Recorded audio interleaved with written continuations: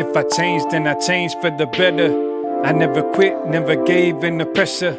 May take a break to strategize or whatever, then return. Time to capitalize on my efforts. Capital, I paid dues and those dues made fruit, though I'm still paying. Greetings and welcome to 96Indie, where the goal is to provide DIY tips for music makers and content creators. I go by the name of Joe Rodriguez, and today we're here to talk about the Electro-Voice RE20. The Electro-Voice RE20 is a dynamic mic that is geared towards broadcast, which means that it's very suitable for and very popular for applications such as podcasting, radio, and general content creation. As far as the basics go for the RE20, it is an end address dynamic microphone. The pickup pattern for this microphone is cardioid, which means that it's going to reject sounds that come from the back, more so than if you're speaking directly into the end of the mic. And the frequency response for the RE20 is 45 hertz to 18 kilohertz. So it's got a pretty wide frequency response, not your 20 hertz to 20K, but still definitely decent. You still get some high end, and it's definitely enough to get you, a good sounding vocal, which is more often than not what people use the RE20 for in the first place. And being that the RE20 is a dynamic mic, that'll help you reject background noise that you're not looking to get into your recording. So long as you're speaking loud and proud into the microphone, in front of the microphone, and you have your level set fairly well, then you should be able to separate yourself from background noise fairly easy when compared to a condenser mic, which condenser mics are typically more sensitive and more likely to pick up background noise. Now, one other thing that I do want to make sure to mention is that the RE20 is touted to have variable D technology, and this is something that is specific to Electro-Voice to my knowledge. And basically what it means is that the microphone is able to minimize proximity effect. So this can help if you're somebody who moves around a lot from the mic, as long as you're fairly within the cardioid polar pattern, then you should be able to get a fairly consistent sound. And, if you move a little bit here or there, it shouldn't have such a pronounced proximity effect as other mics may have.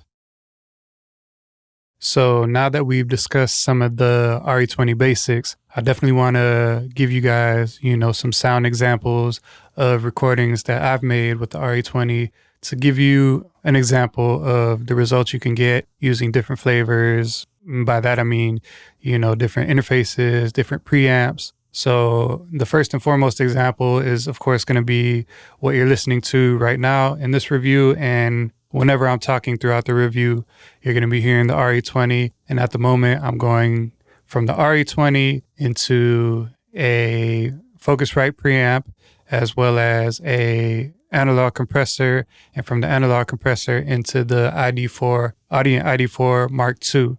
So this is an example of what you can get if you're using that kind of setup. And then there's going to be a performance aspect, a music test, as it were. So without further ado, let's get into some of the other examples I have for you guys. First up, I want to talk about build quality. The Audient ID44 is solidly built. When they say built like a tank, it's definitely the vibe you get from the Audient ID44. All metal construction. You could drop it from a 10-story building. It'll still be good to go. Just kidding. Don't try that.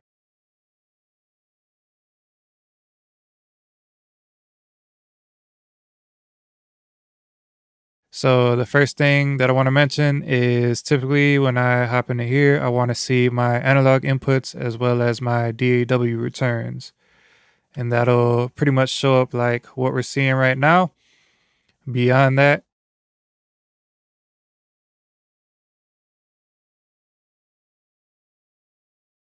though I'm still paying student loans, my car's paid off.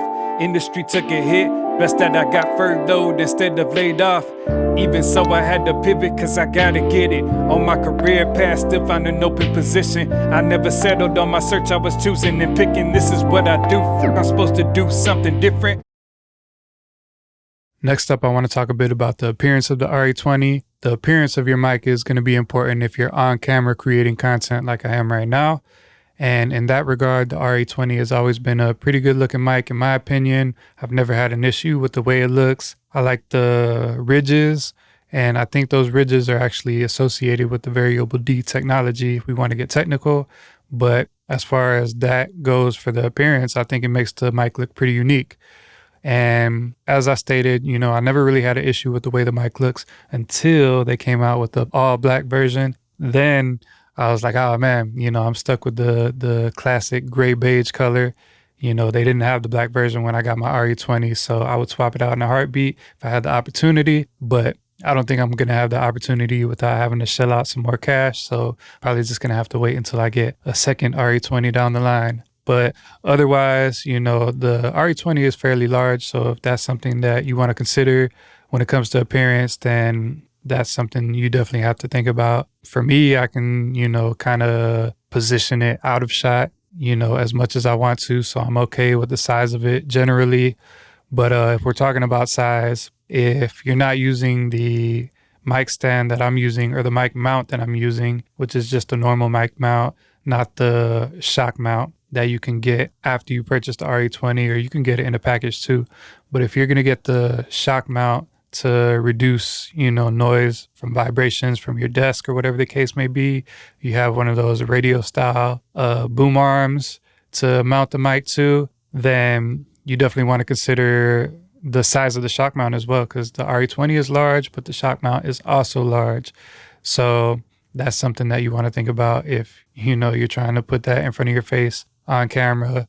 You might be able to maneuver it in such a way that it's out of the shot, but, it's going to be a lot tougher than if you're just using the regular mic mount that I'm using right now. So things to think about as far as the appearance goes.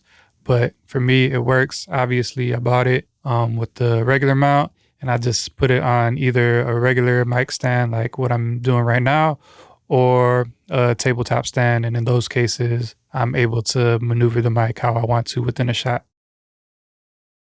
So at this time, I want to take the opportunity to just go a little bit more into detail about using the mic, practically having it in use, and some of the things that you may want to think about. So when I was talking about the appearance, I was talking about the regular mic stand mount that I use with the RE20. That comes with, just if you buy the RE20 by itself, no packages, no shock mount packages, nothing like that. So for that particular mount, I prefer it in the way that I'm using the RE20, but at the same time, I do want to note that the mic stand mount and the way you adjust it or tighten it or loosen it before you adjust the angle, I'm not a huge fan of how the mic stand mount works in that regard, because there's no way that you can adjust it with just using your fingers, essentially, at least without being rough with it or whatever the case may be. So for me, I have 2 screwdrivers that I have on deck to loosen and tighten the mic stand mount. That way I can adjust the mic, and then I lock the mic mount back in. So for me, if I'm creating content on my own, that's cool. I can do it. Not a huge issue, but I do think about, like, if I'm to have a show where I have, multiple guests, 2-3 guests, as well as myself, and I'm using multiple RE20s, in that type of case, I wouldn't feel good having just the regular mic stand mount and needing to have the screwdrivers to adjust all of the mounts. Either that, or just being rough with all the mounts, or having the guests, just touch the microphone and be rough with the mounts. I prefer to have the type of mount that you can adjust with your fingers, has little knobs or whatever the case may be that you can adjust on your own. Other than that, I talked about it before that the mic is pretty large, but not only is the mic large, it's heavy duty. So, that to me is a benefit, that the mic is going to last you a long time. If you beat it up, if you drop it, I'm sure the mic would still work fairly well. It would take a lot for you to really damage this mic, in my opinion. So if you take care of it, then I'm sure you're going to have plenty years of good use, as long as there's not like some sort of exceptional malfunction to your microphone. Then it should be something that's going to last with you for a long time through a lot of recordings. Other than that, in practice, also, I can talk about the case that comes with the microphone. The case is pretty nice. It's like a zip up case, And, having a case is always good with a microphone when you make a purchase. Sometimes a mic will just come in a cardboard box and that's it. And that's fine. But, it's always good to have a case to come with your microphone. It never hurts to have either like a wooden case or a zip up case, or even like a little suitcase that you can lock up, briefcase type of metal container. But in this case, we have the zip up case, and, it has a little handle on it too. So that's pretty handy. So some things to consider, whether it sways you one way or the other. And before moving on, I definitely want to once again make mention of the fact that the RE20 is a dynamic microphone. And in that regard, dynamic microphones are typically more gain hungry when compared to a condenser microphone. So depending on the preamp that you have and how much gain it supplies, if you have a preamp that supplies like 60 dB of gain, and once you get near the top of that 60 dB, the preamp starts to introduce a lot of noise, then that's something that you're going to want to consider when using an RE20. In my case, I have a preamp that provides about 75 dB of gain, if I'm not mistaken. And I'm also connected to the ID4, like I mentioned before, and I can actually tap into that preamp as well if I would like to. But plenty of gain on deck in my case. But if you don't have that readily available with your interface, then something that you can also get is a mic activator, such as a cloud lifter, and that'll help boost your signal so that you don't have to crank your preamp too hard, introducing noise into your signal, unwanted noise. So it helps you kind of raise above the noise floor in cases where you have a preamp that doesn't supply a whole lot of gain. Definitely handy to have something like a cloud lifter, like I mentioned. I have one of those, as well as a Royer D-Booster, something to consider when using the RE20 or considering a purchase of the RE20.